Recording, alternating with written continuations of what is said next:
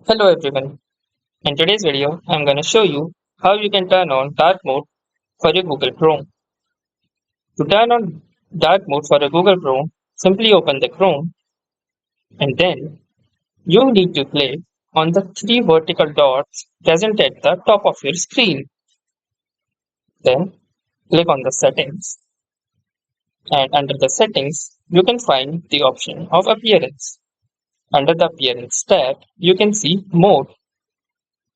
Simply select your preferred choice. For example, dark mode.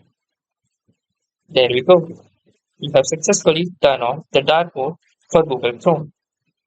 Also, there is another option for device, which automatically selects the settings based on your Windows current settings. For example, if your Windows is on light mode, the Chrome will automatically appear in light mode. Or else, if your Windows is in dark mode, the Chrome will automatically appear in dark mode. Thank you for watching this tutorial. Please make sure to like, subscribe, and share this channel. Have a nice day. Bye bye.